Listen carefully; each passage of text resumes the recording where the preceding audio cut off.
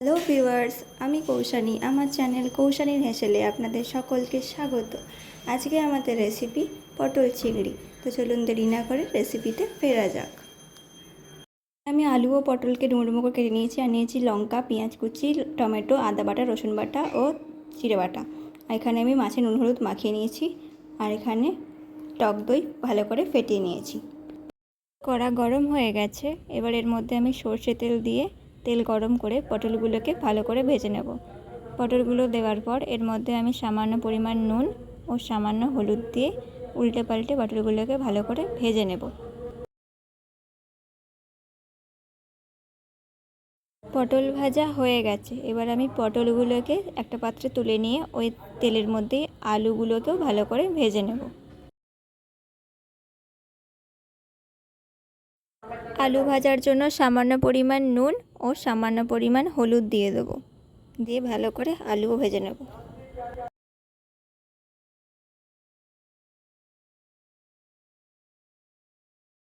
আলু ভাজা হয়ে গেছে, এবার আমরা আলু তুলে নিয়ে ওই তেলের মধ্যে চিংড়ি মাছগুলোকেও ভালো করে ভেজে নেব।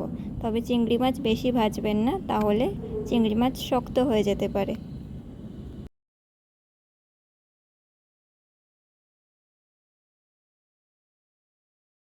চিংড়ি মাছ ভাজা হয়ে গেছে, এবার এটাকে আমরা তুলে নেব। এবারে ওই তেলের মধ্যে তেজপাতা, শুকনো লঙ্কা, এলাচ, দারুচিনি ও লবঙ্গ দিয়ে ভালো করে ভেজে নিয়ে তার মধ্যে কাঁচা লঙ্কা ও পেঁয়াজ কুচি দিয়ে আমরা ভালো করে ভেজে নেব। পেঁয়াজ একটু নাড়াচাড়া করে তার মধ্যে আমরা সামান্য পরিমাণ নুন দিয়ে দিলাম। নুন দিয়ে পেঁয়াজটাকে আবারও লাল লাল করে ভালো মতো ভেজে নিয়ে তারপর এর মধ্যে আমরা দিয়ে দিলাম রসুন বাটা। রসুনের কাঁচা গন্ধ যাওয়া না পর্যন্ত আমি ভালো করে ভেজে নিয়েছি।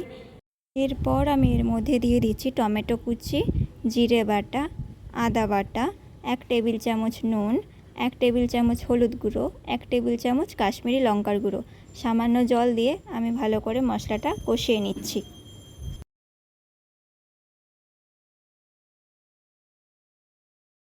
মশলা কষানো হয়ে এসছে, মশলা থেকে তেল বেরিয়ে এসছে। এই পর্যায়ে আমি এর মধ্যে ফ্যাটানো টক দইটা দিয়ে আবারও ভালো করে কষিয়ে নেব।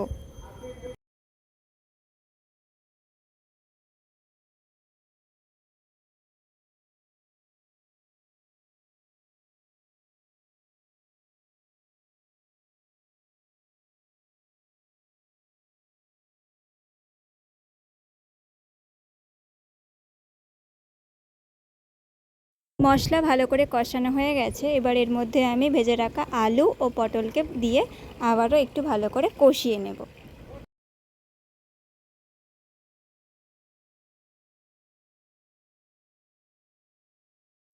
এখানে সমস্ত মশলা ভালো করে কষানো হয়ে গেছে, এই পর্যায়ে আমি পরিমাণ মতো জল দিয়ে দিলাম।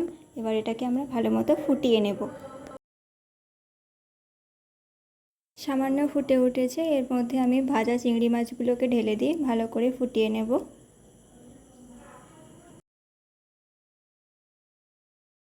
আলু পটল ভালো মতো সিদ্ধ হয়ে গেছে, এই পর্যায়ে আমি এর মধ্যে গরম মশলা দিয়ে ভালো করে ফুটিয়ে নিয়ে এর মধ্যে আমি সামান্য ঘি দিয়ে দেবো।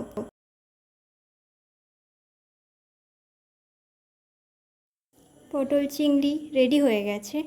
আজকে আমার রেসিপি আপনাদের যদি ভালো লেগে থাকে তাহলে লাইক, শেয়ার, কমেন্ট করতে ভুলবেন না। আর চ্যানেলে নতুন হয়ে থাকলে সাবস্ক্রাইব করে পাশে থাকবেন। ধন্যবাদ।